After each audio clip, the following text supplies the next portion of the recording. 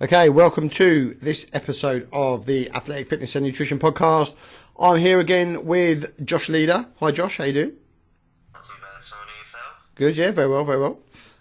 And Josh and I are going to speak about macros today, and specifically how to work out your macros when you're bulking up, when you're trying to lose weight, maintenance, that kind of stuff.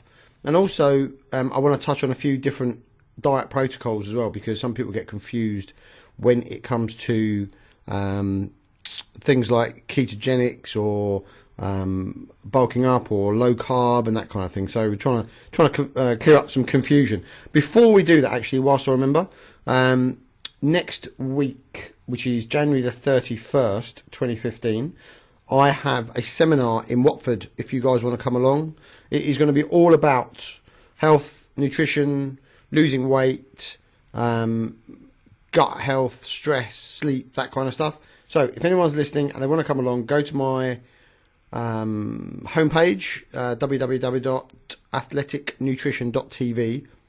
On the homepage, right in the middle, you can click on buy tickets. There is $39.99. That is it. Normally, it's about 180 quid. But we've got a bit of a deal with the venue that we're doing it at, so we're doing them for £39. So if anyone's interested, go to the website and buy a ticket. So that's the end of my plug for this morning, while I remember.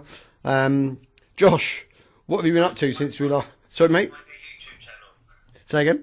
My plug is to go to my new YouTube channel. Yeah, tell us all about it, mate. Okay, so I've just started up a new YouTube channel, which I'm basically trying to use in order to just basically depict my lifestyle and what I do, but as well as the way I think, and to basically spread knowledge that I've picked up through my own experiences and to help others, because I think it's not necessarily the fact that people don't know what to do, but they just haven't been taught it, or they're unaware of where to source the information. Plus the thing is, it's all very well having the information, but you've got to be able to execute it properly. So I'm trying to show people like the lengths that I go to in order to look the way I do at my age, because people say, how have you managed to look like that in a relatively short period of time compared to most people in the fitness industry. I've only been training for about 3 years, but everything I've done, I want to show, has been to the point. My nutrition has been extreme, my training has been extreme, and I've been able to implement things that people only really pick up after more years of experience.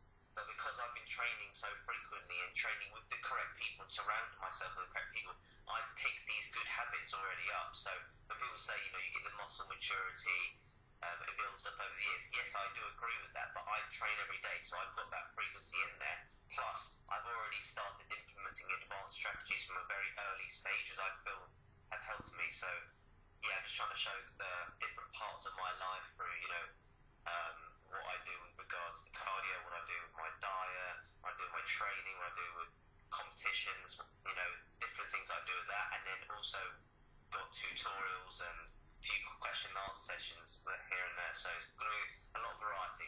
Good. And also, if anyone wants to ask Josh a question, you can go straight to his homepage or his Facebook or his YouTube, and he is looking for questions so that he can answer them for you. And also, mate, to be honest, other people's experience can save you huge amounts of time. So in other words, if you're turning around and saying, right, well, I'm going to speak to 20 guys that have had 50 years experience between them, and you're going to take out everything that they've learned, you can put that into a much shorter period of time. So it's going to really accelerate not only your learning, but your training and your progress as well. Exactly, and we all know that everybody's had different experiences. What works for one person doesn't work for another. So even though something, I look at the science behind it, and I try things and I implement them based on the science. But sometimes science doesn't work for me. So just because it's proven in a research study, that applies to a cohort of participants who have different backgrounds to me or perform things differently. So it might not necessarily work. So that's why I'm just trying to basically produce videos that will show my experiences and how I've got to where I've got, and people can try it, and hopefully it would work, may work for them. Yep, brilliant. Okay, mate.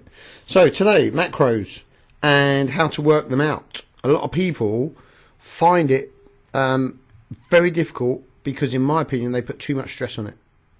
In other words, they think, no, it's got to be a certain way, and if it's not, then it's going to be wrong. And this is what they say if you're an ectomorph, and this is what it says if you're endomorph, and this is a mesomorph potential is the right way to go, and so on. And there's plenty of guidelines out there. So you go into the internet and you type in macros for an endomorph, and you will get a set of percentages within milliseconds. And you can follow them, and it's fine. But you'll find that when things don't work, it's an issue. And it's where you go from there that we want to talk about today. So, firstly, from my perspective, this is what I do with clients, and this is how I like to see things pan out for me. I don't put a fixed percentage in place to start with. I want to find out what somebody's doing now. So the first thing I'll do with the client is say to them, download MyFitnessPal, and it's because it's what I use, it's easy, I can dial into it remotely and I can see what people are doing and so on. So download MyFitnessPal and put in everything that you eat for a week, at least a week. And I want during that week for there to be a weekend as well. And I get so many clients say to me, yeah, but it was a bad week this week. You know, or this weekend is something that I don't normally do. Sorry, mate, it's not true. It's the same every week. Doesn't matter what week I pick, it's always a bad week.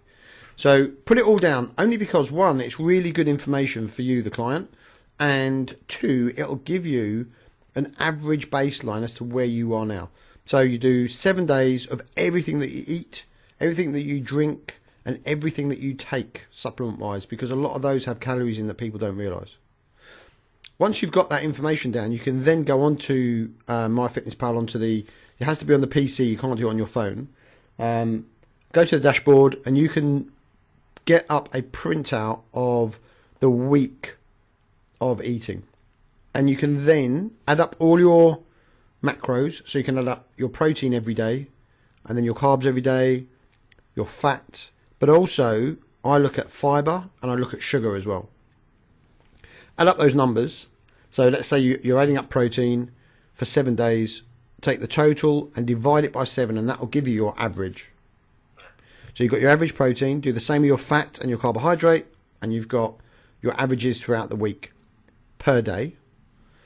And then look at fibre and sugar and see whether or not you're actually on point with those, because sometimes your carbohydrate could be correct from an overall perspective, but it could be 80% sugar.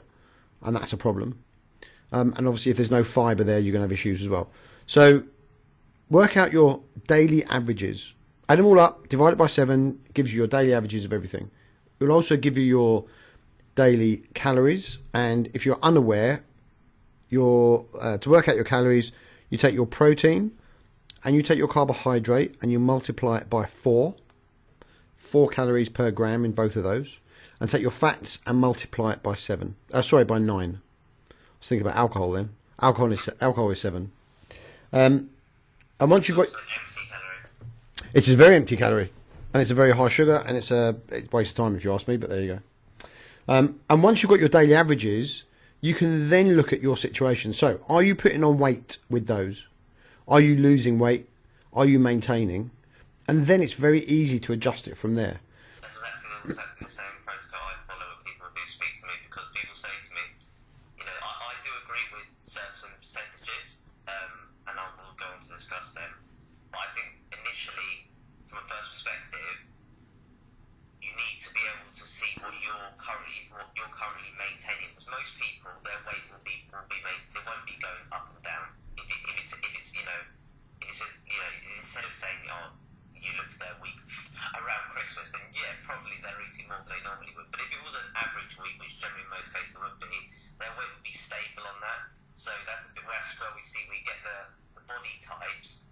But the body types are not necessarily indicative of how many calories you're going to burn, because you get multiple crossovers with the body types, number one. Number two, you may have found actually that unintentionally you have been able to adapt to certain food types and actually eat a lot of food, so effectively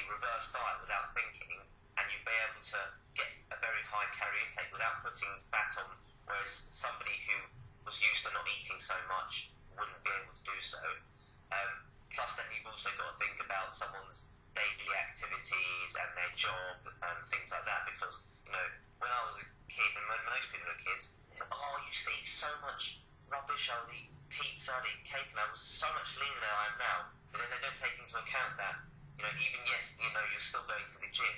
The gym is nowhere near as intense or calorie expending as, say, playing, you know, a 90-minute rugby match, which is full high-intensity sport. Yeah. So there's lots of things that you do need to take into consideration. I do agree with that first starting point. Yeah, absolutely. And that's one of the reasons why if you take a generic percentage, it can be very wrong.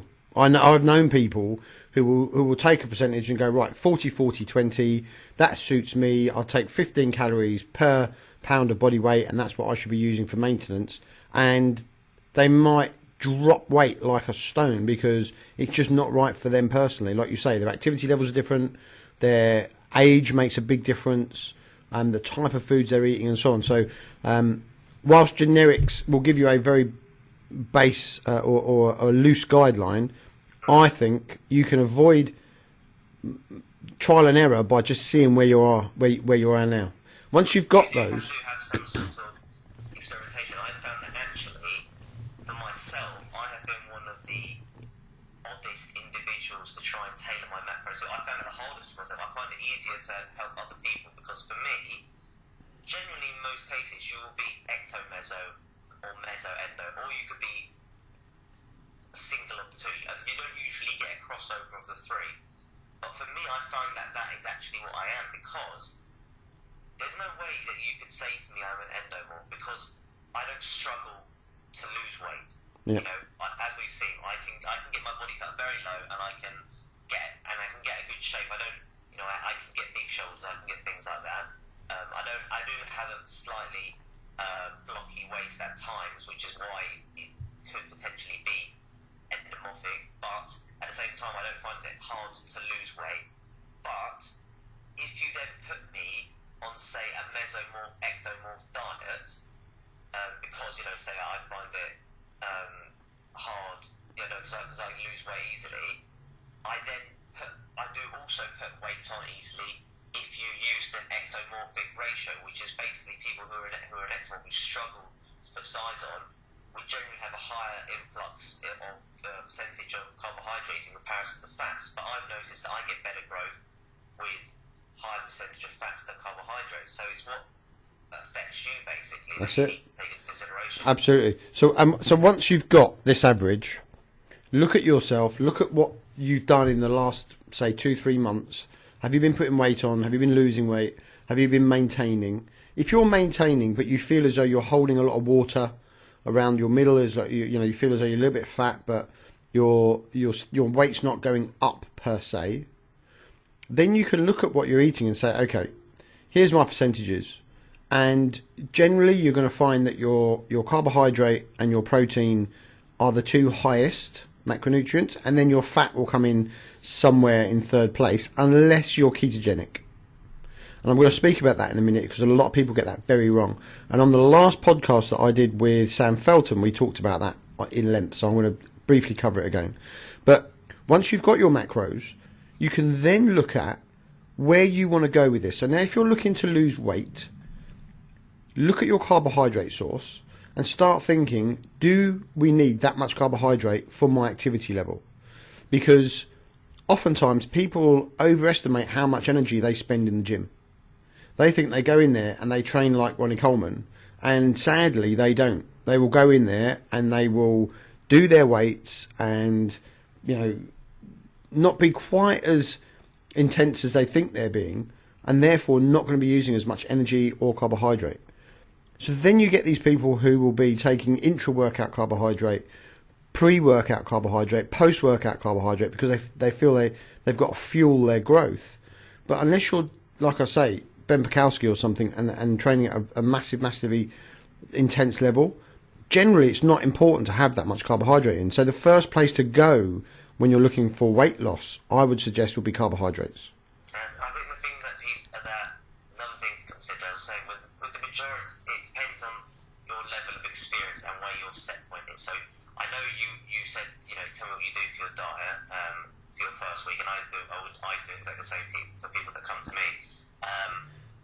But then you also have to see what their level of experience is. Is this the type of person that is, it also depends on age as well. So, say for instance, a middle-aged person who is in a steady occupation, their experience in the gym may not be as extreme as somebody, say, who comes to you who's just a young person who wants to compete, because the people who want to compete maybe have been up a couple more years, a bit more serious than somebody who is older and already got a family. Absolutely. You have to look at their diet. So, say somebody comes to you and their ratio is completely all over the place, which probably would be in the majority of cases. But then there's not that. That's not necessarily the thing that you have to take into consideration. You also take into consideration the breakdown of that, because those people, as we've said, could be on very highly processed foods rather than and have high sugar content. And actually, they say, how would you adjust your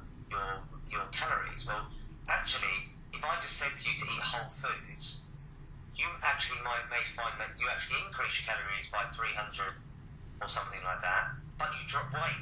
And people would say, how is that possible? But you're eradicating all of the allergens and you're being able to remove some sort of sub-Q water, then that's the weight that initially will come off to stabilise yourself, and then we can think about dropping calories. Because I think as well, when I put somebody on a diet, I like to clean their food up, but even maybe increase their calories at the first point, just to see how their body reacts, because otherwise you don't know if you're losing body fat or if you've just lost 4 or 5 pounds of water.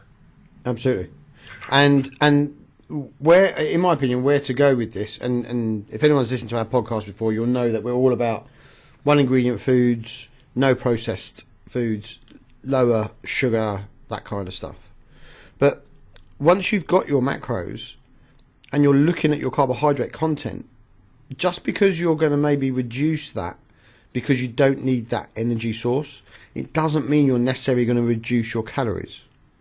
Because that's what we currently do.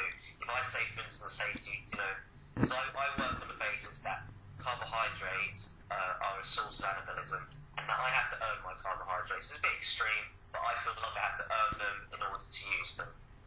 So I say to you, Paul, I say, didn't have a great workout today, which never really happens, but if I didn't feel it was as good as other ones, then I would say drop the carbohydrate level, but I would definitely ensure that I either added some protein, but generally I would swap carb for fats and make sure that my calories are the same, because if the calories are the same and my weight is stable, it's that the difference between the carbohydrate and the fat, which is basically, for me, where I get the fat storage. I'm more likely to store fat if I've got high carbohydrate intake rather than if I've got high fat intake. So okay, and that's a real good point to make, because once you've worked out again your daily averages, if you feel you're holding a bit of weight, my first port of call would be to bring down the carbohydrate to a sensible percentage. So let's say, for example, you've done your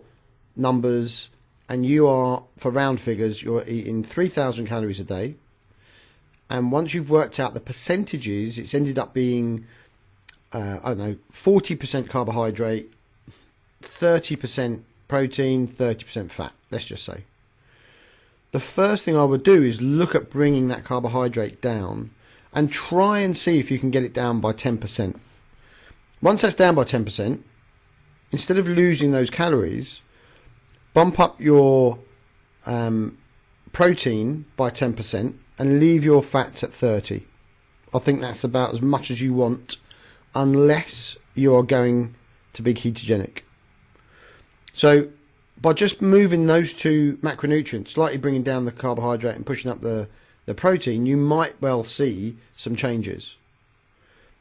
Now, the other thing you've got to bear in mind is I'm not a great believer in high amounts of protein, believe it or not. The research I've read and also experience I've had with clients shows that once you go above about 1.3 grams per pound, which is low for a lot of people, I know it's a lot lower than you use, but 1.3 grams per pound of protein tends to be the optimal level to go to.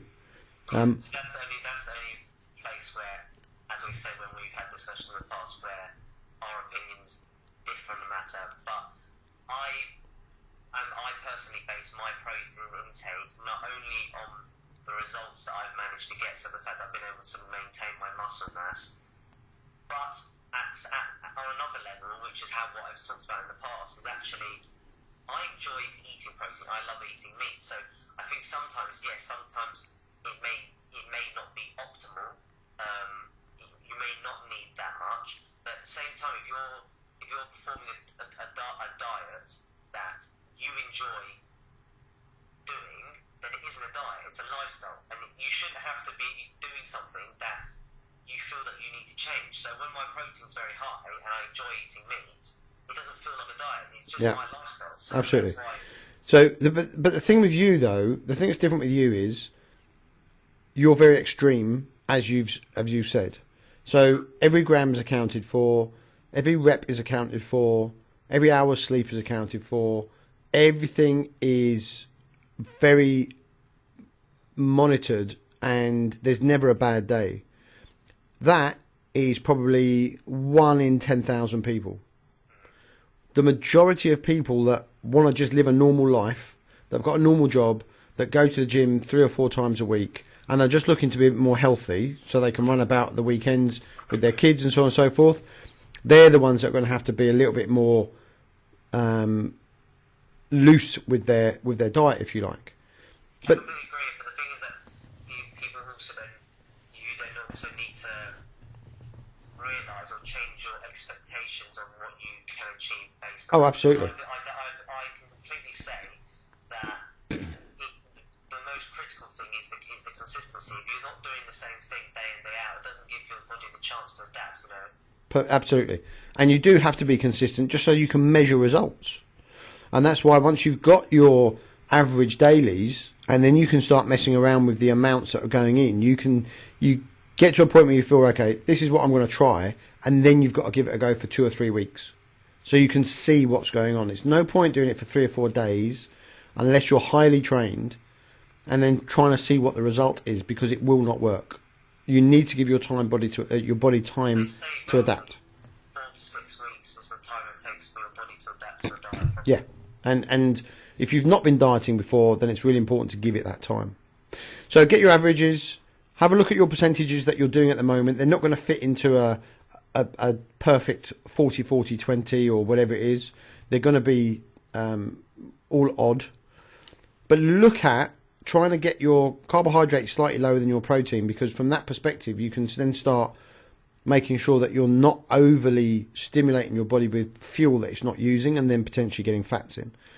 If it starts to work, if you start to drop fat, then brilliant. What you found is that your body's adaptive to burning fat and carbohydrate for fuel, and you'll find that your dieting will be really easy.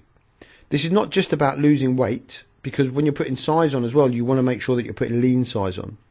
You don't just want to get fat. If you want to get fat, go to McDonald's, stuff your face, you'll get fat. It's fine. But this is about finding out your percentages that work for you. And that's really important. Once you've got your individual macros, you can then manipulate them for anything you want.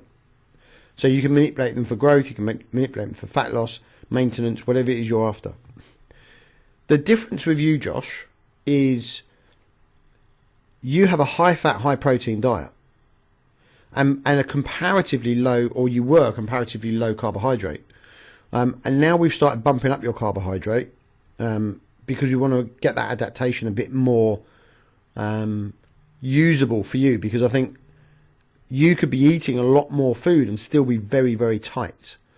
And our goal is to get you to get to stage day, or on your comp day, and realistically not have to prep for it. And I've got a very, my opinion is we can do that easily. All right, people are listening. I've said this to Josh before. On the day of a comp, I expect him to get up in the morning, go and have a workout, and then go from the gym and just go and compete.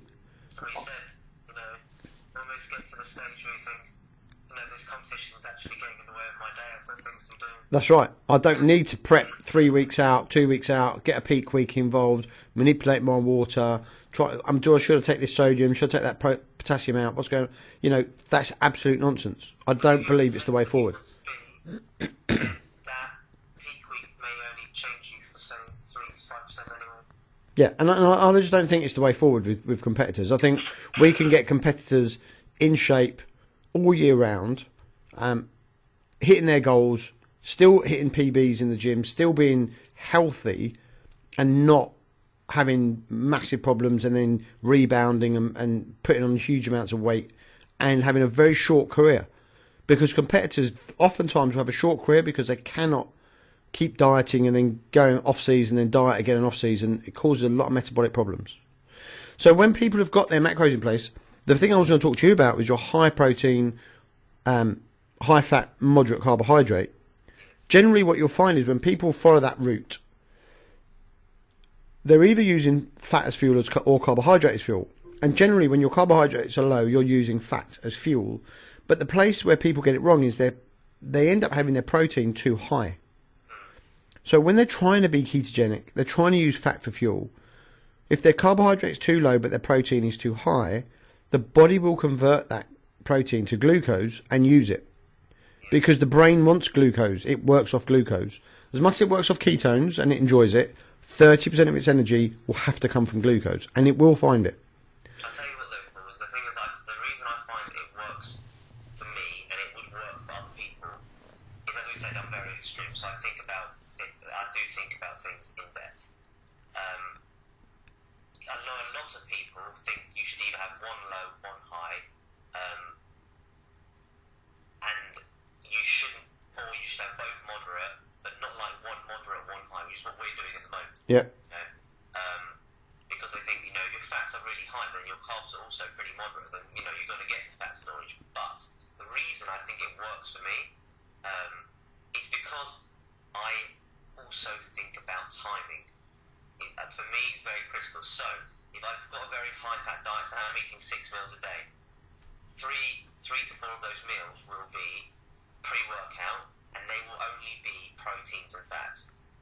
The 2 meals after my workout will only be protein and carbs. So there will be the carbohydrates and the fats are completely separated. And that's where I find that if you've got that separation, then those chemicals are working in isolation in order, the macronutrients are working in isolation for their specific goals. So when I put the influx of carbs in post-workout, people say, carbs are pretty high, you only eat them, straight after the workout.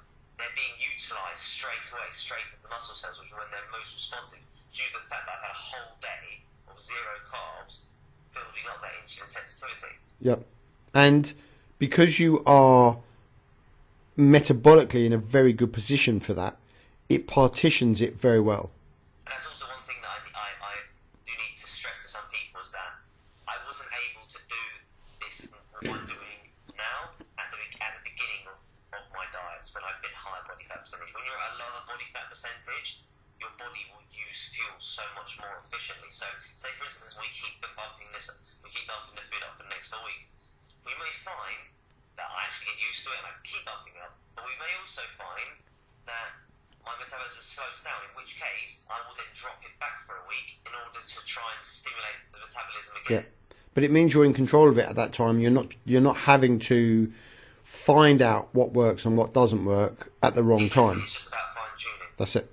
Now, for people that are looking to lose weight, and if they are above, I would say, if they're above sort of 12, 13% body fat, the best way to try and hopefully resensitize your body to using carbohydrate as fuel and also burning fat when it needs to is to try and get that body fat percentage down. The lower your body fat percentage, the better your insulin sensitivity. So the best way, in my opinion, to do that is to drop the carbohydrate to quite a low level, push up your fats, and try and work as well as you can on as low amount of carbohydrate as possible. When I say carbohydrate, I mean starchy carbohydrate. So, yeah, vegetables are fine, but no things like potatoes, pasta, rice. We're talking about green vegetables, so things like, your broccoli or asparagus. We're not talking about things like carrots and sweet corn where they have, that higher starchy content. Yeah. So non-starchy veg, good lean sources of protein, and good fats. So get yourself on something like that sort of ratio where your carbohydrate content is pretty low, maybe 10-15%, and the rest of it is fats and protein. And you'll probably see that your body fat percentage will start dropping. And as it drops, you can slowly start filtering in the carbohydrate if you need to. And by doing that, you're kind of sensitizing yourself to the carbohydrate so that you're able to use a good spread of protein, carbs and fats and not be getting fat. But you've got to get the body fat percentage down first. Where people, I think, get it wrong sometimes is they read something in a magazine or on the internet and they are sitting in a chair reading something and they're 18% body fat or 20%. And they go, oh, well, this guy says I've got to be 40, 40, 20. That's what will give my body the energy it needs to train and do this, that, and the other. And they follow that, and they don't lose the weight. I actually had a conversation with my brother the other night, and he was very much saying, like, what body fat percentage do you think I'm at the moment, blah, blah, blah. And I think that people really need to, that's the one, I'm obviously very, very intense when it comes to my numbers, when it comes to my food. But when people ask me my body fat, I say to them, I don't know. I don't get it tested. I just look in the mirror because I think that is something that you can get so easily caught up on. If I said to somebody, I'm 5%, doesn't mean anything, no. But also, if I said to somebody I'm 5% on my abs, but I'm also 5% on my glutes. So I've got striations running from my glutes. Somebody who looks at their abs, which is where most people are going to look, they're going to look at their stomach and think, oh, about 10% body fat. But it's like, yeah, but you haven't got a Christmas tree. And you haven't got glutes, so they're probably holding 16-17%. An average body fat percentage is not that calculation. Just because you're holding 10 there, you might actually be 15 overall. So absolutely, but also you got to remember that a male doesn't really want to be sub 10%. It's not healthy for them. So to get into that, so to get into that percentage, you've got to do some stuff that your body really doesn't want you to do. So most people will be hitting around that 15-20%, literally standing around, their normal sort of thing. They're a gym goer. They kind of watch their food. They go out the weekend for a drink. It's what I call a normal client, a normal sort of person. But if they're really looking to make progress within their body composition, then getting your body fat down to that 10-12% first will be hugely beneficial. It really will help. You need to have the correct hormonal balance in order to use nutrition effectively. That's it.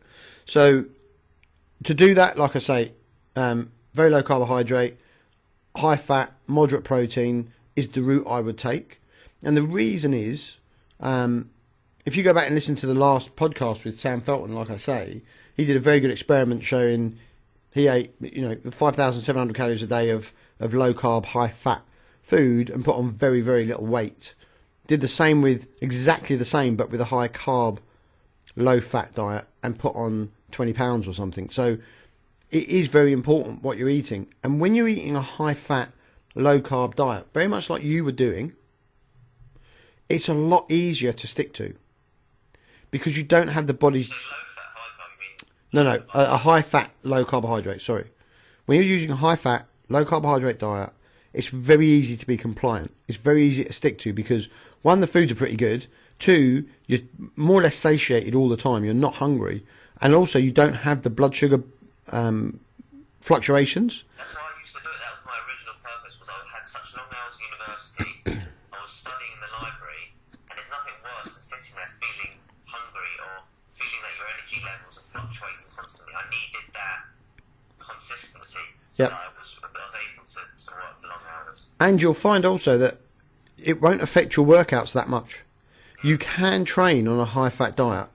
The two things that you might find is you don't get much of a pump because there's not that much glucose there, and you may not be hitting your PBs. You might not be getting your heaviest deadlifts out or your squats. Do you know another real benefit lifestyle-wise is what it's about? Actually, that's not one other reason why I actually started off in the first place. Is that doing a ketogenic diet, if you do have to prep your meals and take them Tupperware for your protein source and veg would say like a nut butter, rather than having to have cold rice or cold potato in a underwear. So that was another reason, because I thought the only carbohydrates I was willing to eat were potato and rice, which are not particularly nice cold, and you actually have to worry about, rice with regards to bacteria and stuff like that. And then the other issue was oats. I didn't really want to be taking in oats into work, and wouldn't be able to cook them properly, but have access to a microwave and things like that. So, and it's just an easy thing to stick to.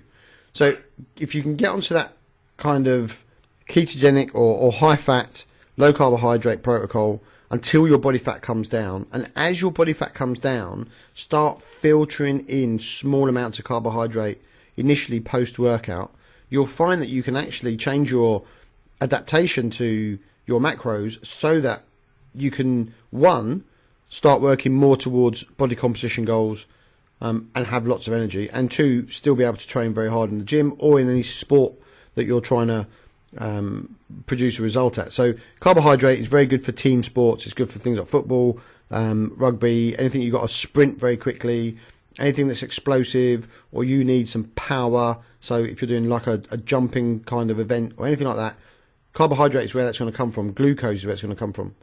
But so far as off-season or just normal people going to the gym, don't be afraid of fats. Okay, fats do not make you fat. It's like saying blueberries make you blue. It doesn't work. It's not like that. Get your fat intake in. Use your carbohydrate only if you need to, and play around with your protein amounts.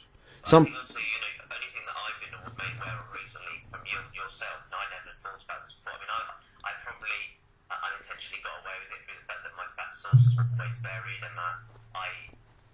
they're always very good quality. But we do need to make sure that if your fat content is that high, that you say you get the right breakdown with regard to poly, mono, unsaturated fats, things like that. Yeah, it's no good having 150 grams of saturated fat every day, because there are other things that's going to cause an issue with. So having saturated fat is important, but also making sure that you get the right amount of monounsaturated and polyunsaturated is important too, and it does come from various places. So eggs are brilliant because they've got almost the right ratio throughout. When you look at things like oil, especially things like olive oil, you've got to be careful of the omega-6 content. This is when you start drilling down really, really, in depth, and you're looking to lose. You're looking to lose that few percentage points and get into ridiculous, like sub 5%. But not even that, it's for functionality as well, of making sure that it isn't even that fact. Like it's not even about getting the body fat levels down. It's actually about growing as well, because if I'm having the omega-6 or the omega-3 at the wrong time, then I'm providing anti-inflammatory when I want to be providing a pro-inflammatory state for my body to actually grow. So it's not necessarily to do with the weight loss as well. Absolutely. It works both ways. So just to recap, because I know we've been like kind of talking around it and above it and underneath it and everything else. Just to recap, get your 7-day average. MyFitnessPal, put it all in, divide it by 7, find out where you're at. Then start playing around with the percentages. Try and bring your carbohydrate down a bit if you're looking to lose weight or maintain it. Push up your fats a little and keep your proteins to a point where it's not too high. I certainly wouldn't go above 1.3 grams per pound if you can avoid it, because oftentimes it causes gastrointestinal issues as well. So once you've got that in place, you can then start messing around and finding out what works for you. And remember, this is what works for you. It's not what works for the next man. When it comes to women doing the same sort of thing, they should follow exactly the same protocol. The only thing with women that's different is that their fat percentage when they're walking around wants to be a bit higher, because naturally it is. And we don't really want to see that many women down at 5%, because it is very, very destructive to them. Get them down to 10, 12%. Even that isn't great, but you can still use the same protocol. So don't feel as though just because you're a woman you can't do it. Christina is fantastic for that. We've spoken on here many times. She's talked about what she does. She eats 3,500 calories a day and is getting leaner by the week. And to be honest with you, she's eating more than I am. So Good for her. Yeah, absolutely. And that's just proof that everyone's different, and it's not gender specific because everyone has to work out their own macros.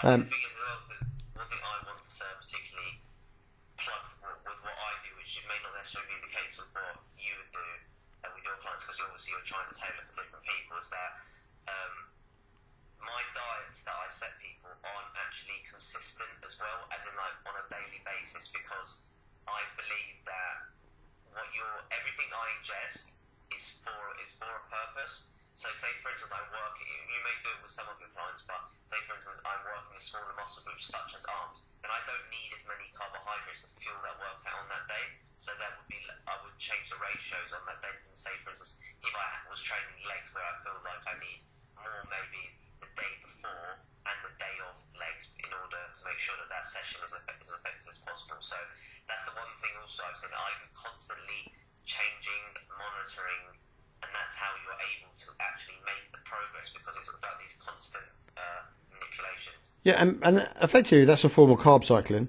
Yeah. So you're looking at on bigger days, bigger muscle group days, I'm going to use more carbohydrate, and on associate carb cycling with weight loss, but that's not necessarily the case. No. If you're cycling your carbs but you're in a calorie surplus, then you're not going to lose weight. So absolutely. That's what you've got to think. And that brings me on to another point that I want to make, because if people are going to try and do their own individual nutrition plans, then I think they're going to learn an awful lot from it. They're going to learn a lot about how their own body works and what works for them. But let's go to the opposite extreme and talk about a general way in which the industry is seeing things at the moment. So there's a book written recently by a guy called Nate Maeki, who is actually a pretty good nutritionist, and he's got a good name in the industry. And he made it very simple, and it's really interesting. Basically, they're saying, work out what your calories per day should be, and their multiplier is somewhere around 12 to 15 calories per pound of body fat. Once you've got that number, work out your protein and take a pound and times it by 1.3, and that's your protein intake. Then take your total calories and use 30% fat. Then once you've got your 30% fat and your 1.3 gram per pound of protein worked out, whatever's left is carbohydrate. And you'll normally end up with somewhere around 30% fat, 25-30% protein, and the rest in carbs. And they said that is the kind of ideal scenario for someone who trains intensely, who's an athlete, or who really hits the gym quite hard. Then all that matters about fat loss is a deficit. So once you've worked out your numbers, it doesn't really matter what your ratios are, so long as you're in deficit. If you're in deficit, you'll lose weight. This is what they're saying. Okay. Now I disagree, because personally I know if I did that, I would put weight on, even if the numbers say I'm in a deficit. It doesn't work. Okay. Going back to Sam Felton, his book, his experiment, 5,700 calories of fat, 5,700 calories of carbs, different result. And that's why I don't necessarily agree with it. But a lot of people find that it will work for them because they've got reasonable metabolism, they don't have many metabolic issues, and it's a good way just to make life easy. So from a generic perspective, that is the way the industry is suggesting people work things out. 30% fat, 1.3 grams of protein, the rest carbohydrate. Make sure you're in a deficit. Effectively, you should lose weight. If people want to take... For me, I would probably be doing that. 30% fat, 1.3 grams of carbohydrates, Yeah. rest protein. Yeah, absolutely. And that's why, from my perspective, I think you need to work out your own way of doing it. I think it's very important. And so when you're looking to put mass on, and I've just done a big double episode of mass building with Christina, but looking to put mass on, you still got to find your right numbers, your right percentages, but then you just want to be in a surplus. And I honestly don't think you should be in that much of a surplus for that long, because it's very easy to put on body fat instead of muscle mass. We've said this, that we think that we should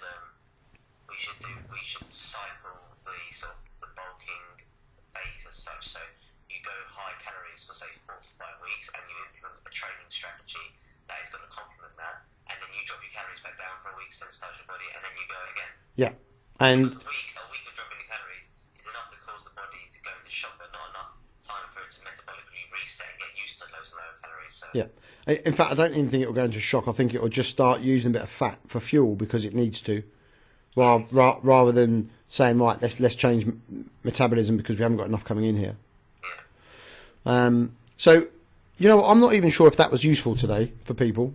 I think it's quite confusing, but the bottom line is try and make sure that you know your calories, you know your macros as you are now, and look at the result you are getting now. If you're not happy with the result, whichever way it is, then adjust your macros accordingly. It is a real game of try, see the result, and adjust. It's not a science that says, right, you need to have 40-40-20, or you need to have 70-20-10, whatever it is. The purpose of this conversation we've had is we don't want to be telling you exact percentages to be eating. The message that we want to get across is that everybody is different. It's about experimenting, and the critical things that will make a difference are the fact that you're trying to keep it relatively consistent if you can. That one of the major, a lot of the times I wouldn't even have to tell people the amounts to eat. The fact that I've told them to stop consuming sugar or reduce their sugar content, Absolutely, only eat whole foods, is more than enough for them to see dramatic changes for up to probably 3 months. Yeah. And then you can start going in more of that. That's it. But if you come across somebody who's already doing that, who's already eating pretty well, Sure. or they think they're eating pretty well, and so on and so forth, it's quite important to look at those macros and see whether or not there's some obvious things that are going on. Right. So, outside of that, don't forget Josh has got his YouTube channel going. Give him loads of support. I know a lot of people do anyway, but I do really appreciate it, and that's what's serving as my fuel to help keep giving you guys those videos. So if there's anything you want me to produce in particular, like any exercise with the tutorials, anything you want me to talk about with supplements, things like that, as you can see I'm repping PhD today, just let me know.